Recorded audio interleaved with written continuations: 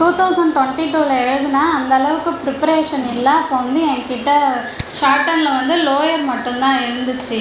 ஆனால் இந்த வாட்டி வந்து ஹையர் முடித்தவங்களுக்கே கிடைக்கல. போன வாட்டி லோயர் இருந்தவங்களுக்கும் கிடச்சிச்சு. அப்போ நான் வந்து 138/9 போட்டிருந்தேன். ஆனால் இந்த வாட்டி 167 போட்டிருக்கேன். அப்போவே ஷார்ட் அண்ட் டைப்பில் தான் கிடச்சிச்சு. ஸோ நல்லா படிங்க, நிறையா ஹார்ட் ஒர்க் பண்ணுங்கள். ஹெவி காம்படிஷனாக இருக்குது.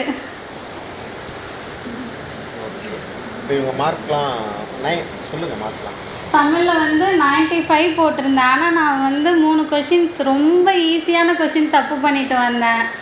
அதுதான் எனக்கு ரொம்ப பகுத்தறிவு கவிராயர் கேட்டிருந்தாங்க. அது நான் கண்ணதாசன்னு போட்டு வந்துட்டேன். அது கவிஞர்னு கேட்டிருந்தாங்க. அந்த டைம் நான் டாட் வச்சுருந்தேன். எப்படி மிஸ் பண்ணி ஷேட் பண்ணேன்னு தெரியல. நெக்ஸ்ட் வந்து தேம்பாவணிலேருந்து ஒரு கொஷின் கேட்டிருந்தாங்கல்ல, அந்த கொஷின்ஸை அது தப்பு பண்ணேன். நெக்ஸ்ட்டு ஒரு ஈஸியான கொஷின் தான் தப்பு பண்ணிட்டு வந்தேன். கஷ்டமாக இருந்ததெல்லாம் ஷேட் பண்ணிட்டு வந்துட்டேன் கரெக்டாக.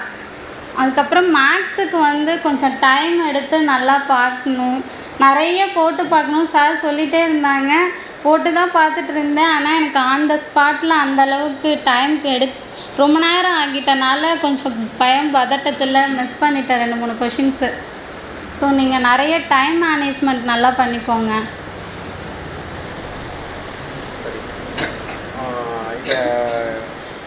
கிளாஸஸ் எத்தனை முறை அட்டெண்ட் பண்ணியிருக்கீங்க? நான் எல்லா சப்ஜெக்ட்ஸுமே 1 டைம் தான் இங்கே வந்து அட்டன் பண்ணேன்.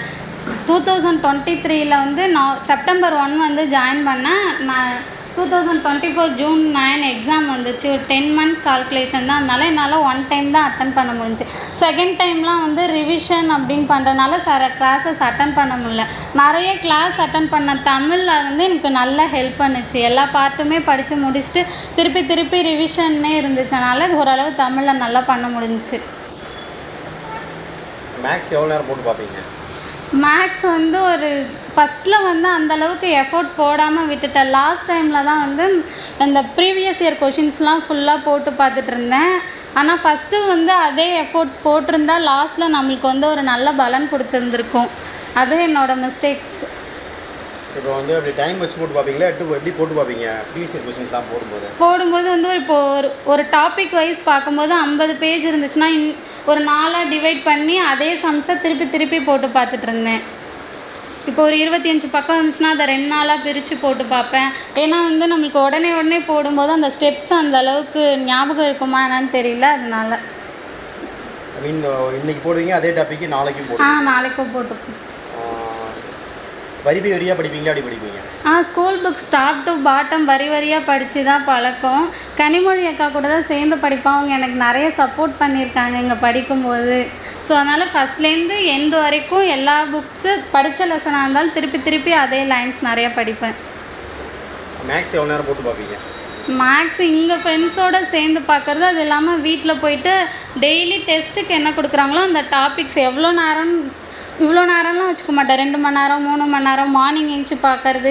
நைட்டு மேக்ஸிமம் முடிஞ்ச வரைக்கும் படிச்சுட்டு போயிடுவேன். எனக்கு மார்னிங் வந்து படிக்கிறது அந்த அளவுக்கு செட் ஆகலை. ஸோ அதனால் நைட்டு 11 இருந்தாலும் அந்த டைமுக்குள்ளே முடிச்சுட்டு விட்டுருவேன். இப்போ ஒரு 3-4 ஹவர் வகுப்பு அட்டன் பண்ணுவீங்க, அதெல்லாமே எவ்வளோ நேரம் படிப்பீங்க? ஃபுல்லாக படிக்கிறது மட்டும்தான் சரி இருந்துச்சு. ஓகே. அப்போ இங்கே வந்துட்டு 11 மணி 10 மணிக்கு தூங்குற வரைக்கும் படிச்சுக்கிட்டே தான் இருக்கீங்க? நடுவில் சம்டைம்ஸ் இன்றைக்கி நிறைய நேரம் படிக்கிற மாதிரி இருக்கும், ஒரு நாள் டைம் கிடைக்காதுல்ல. ஸோ அதனால் அந்த டே இன்னொரு நாள் படிக்கும்போது எக்ஸஸாக படித்து வச்சுப்பேன். இதுதான் இவ்வளோ படிக்கணும் அப்படிலாம் கிடையாது. நாளைக்கு டெஸ்ட்டு அடுத்த வீக் இருந்தாலும் அதை இப்போ படிச்சுக்கலாம். படிக்கும்போது சில டைம் எல்லா டைமும் படிக்க முடியாதுல்ல. சில சமயம் வந்து கொஞ்சம் கான்ஃபிடன்ஸ் லெவல் லோவாக இருக்கும், இல்லை கான்சன்ட்ரேஷன் பண்ண முடியாது. அதேமாதிரி சமயத்தில் என்ன பண்ணுவீங்க? நானே பூஸ்டப் பண்ணிப்பேன். இல்லைனா நம்மளை மோட்டிவேட் பண்ணுறதுக்கு ஒரு 4 பேர் எப்படியாச்சும் இருப்பாங்க. அவங்கக்கிட்ட போய்ட்டு எனக்கு இப்போ ரொம்ப ஒரு மாதிரி இருக்குது, இவங்க யாராவது ஏதாவது சொல்லிட்டா அப்படின்ட்டு சொல்லுவேன். அவங்க பூஸ்டப் பண்ணி விடுவாங்க. அப்புறம் நம்மளை தேத்திக்கிறது தான் மிகப்பெரிய விஷயம்.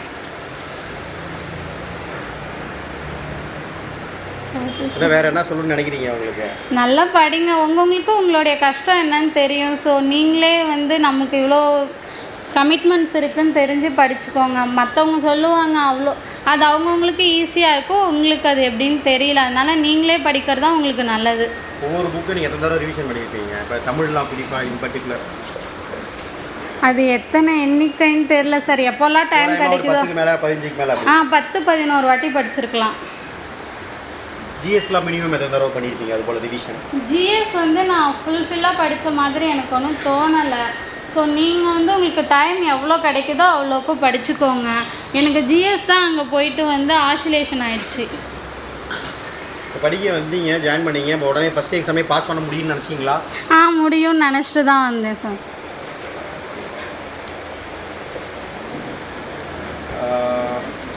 ப்ரீவியஸ் இயர் கொஸ்டின்ஸ்லாம் ரெஃபர் பண்ணிங்களா? நிறைய எனக்கு டைம் எப்போ இருக்கோ தோணுதோ அப்போல்லாம் எடுத்து பார்த்துட்டே இருந்தேன். ஒவ்வொரு டாபிக் வைஸ், இப்போது ஜாக்ரஃபி, ஹிஸ்ட்ரி அப்படின்னு. கிளாஸ் டெஸ்ட்லாம் எழுதிருங்க, அதில் ஏதாவது மிஸ்டேக்ஸ்லாம் பண்ணுவீங்க, எதிர்ச்சொல் தருகன்னு இருப்பாங்க, பொருள் எழுதிருப்பீங்க, இல்லைனா ஏதாவது ஒரு கேள்வியை தப்பாக எழுதிருப்பீங்க. அப்புறம் வீட்டில் போயிட்டு எப்படி தப்பாக பண்ணோம் இல்லை இங்கேயோ அனலைஸ் பண்ணுவீங்களா? அந்த கேள்வி நிறைய டைம் பண்ணியிருக்கேன் சார். அது எக்ஸாமில் வந்து கொஞ்சம் ஹெல்ப் பண்ணுச்சு. பட் இருந்தாலும் இன்னும் கொஞ்சம் எஃபோர்ட் போட்டிருக்கலான்னு தான் எனக்கு தோணிகிட்டே இருக்குது. அடுத்தவங்க குரூப் 2 எழுதியிருக்காங்க, குரூப் 2 மெயின்ஸ் எழுதியிருக்காங்க. இப்போ அது ஸ்டெனோ சார்.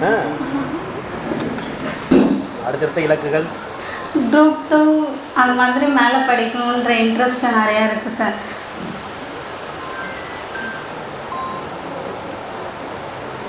எக்ஸாம் முடிச்சுட்டு ஆன்சருக்கு எப்போ செக் பண்ணீங்க? அன்றைக்கி ஈவினிங்கே பார்த்துட்டேன் சார். அப்போ வந்து எனக்கு 155, 157 அப்படி தான் இருந்துச்சு. நான் ஒரு 2 பேஜை விட்டுட்டு பார்த்துட்டேன் சார். அதுக்கப்புறம் ரொம்ப நாள் கழித்து பார்த்தா ஐயோ 165 வருது அப்படின்னு சொல்லிட்டு சரி அப்போ தான் ஒரு தெம்பே இருந்துச்சு. நான் வந்து ஸ்டெனோ சரி ஹையர் முடிச்சிட்டா எல்லாருக்கும் கிடைக்கும் அப்படின்னு ஒரு மென்டாலிட்டியில் இருந்துட்டேன். அது அப்படி இருக்கவே கூடாது. டைப்பாக இருந்தாலும் ஸ்டெனோவாக இருந்தாலும் இப்போலாம் ஹையர் மார்க்ஸ்க்கு தான் நல்ல வேல்யூ இருக்குது. ஸோ எல்லோரும் நம்மள்ட்ட அதர் குவாலிஃபிகேஷன் இருக்குது அப்படின்னு சொல்லிட்டு ரொம்ப லேசியாலாம் படிக்காதீங்க. எப்போ படித்தாலும் நல்ல எஃபோர்ட் போட்டு படிங்க. ஓவரால் ரேங்க் ஞாபகம் இருக்கா? எதில் சார்? டோட்டலாக 5883. 5000? ஆமாம் சார், அவ்வளோதான் வந்துச்சு. அவ்வளோ வந்துச்சு? 167கேவா? 5800 சம்திங் வந்துச்சு சார். 5800 சம்திங் வந்துச்சு. சரிங்களா? டைப்பில் வந்து 1504 சார். டைப்புக்கு வந்து பார்த்தீங்கன்னா 1504. 1504. ஸ்டெனோவில் 48 வந்துச்சு. ஸ்டெனோ பார்த்தீங்கன்னா 48. ஆமாம். சரிங்களா? இப்போ 160 கொஷின் பார்த்தீங்கன்னா 5800 சொல்கிறாங்க. சரிதானே? ஏற்கனவே ஒருத்தவங்களை பார்த்தோம் 175, அவங்க பார்த்தீங்கன்னா 482 சொன்னாங்க. 400. அப்போ பார்த்தீங்கன்னா 8 கேள்விகளுக்கு பார்த்தீங்கன்னா எங்கே போகுது பார்த்தீங்களா? 8 கேள்வி விட்டால் சரி 8 கேள்வி அதிகமாக இவங்களும் அடிச்சிருந்தாங்க. மேபி இவங்களும் 170 அடிச்சிருந்தாங்கன்னா இன்னும் கூட வரும். 175 அடிச்சிருந்தாங்கன்னா 480 பக்கத்தில் வந்துடுவாங்க. 8 கேள்வி வந்து எவ்வளோ டிஃப்ரென்ஸ் ஏற்படுத்துது பாருங்கள். 5800 போயிட்டாங்க. இல்லைண்ணே இவங்க வந்து அந்த மறுபடியும் இவங்களுக்கு டைப்பிங் இருந்துச்சு, ஸ்டெனோ இருந்துச்சு. ஸோ நல்ல டிபார்ட்மெண்ட்டு ஓன் டிஸ்ட்ரிக்ட் இப்படிலாம் எடுத்துக்கிட்டாங்க. அதனால் டைப் கவுன்சிலிங்கில் பார்த்தேன். எனக்கு 3rd டே வந்துச்சு. ஓன் டிஸ்ட்ரிக்ட் அந்த மாதிரி கொஞ்சம் மெயினான டிபார்ட்மெண்ட் இல்லை அப்படின்ட்டு ஸ்டெனோ சூஸ் பண்ணிட்டேன். போகலை. சரிதானே? அப்போ வந்து அந்த மார்க்லாம் வந்து அவ்வளோ இம்பார்ட்டன்ட் அப்படின்னு சொல்லுவாங்க. ஒரே மார்க்லேயே ஒரு 500, 800 மெம்பர்ஸ் இருக்காங்க. நான் கூட சரி விவரம் தெரியாமல் பார்த்துட்டேன். அந்த டைம் பார்க்கும்போது ரொம்ப ஃபியராகிடுச்சு. ஒரே மார்க்கு ஒரே கேட்டகரியில் அவ்வளோ பேர் இருக்காங்க. ஓகே, எல்லாமே சொல்லிட்டாங்கன்னு நினைக்கிறேன். வேறு ஏதாவது உங்களுக்கு கேள்விகள் இருக்கா? எதுவும் இருக்காது. சரிங்களா? அதனால் வந்து அப்புறம்னா நீங்கள் அடுத்தடுத்து படித்து என்ன போகணும். ஓகேங்களா? உங்களுடைய நேரத்திற்கும் வருகைக்கும் நன்றி. மீண்டும் ஒரு தடவை டீட்டெயிலாக பேசுவோம்.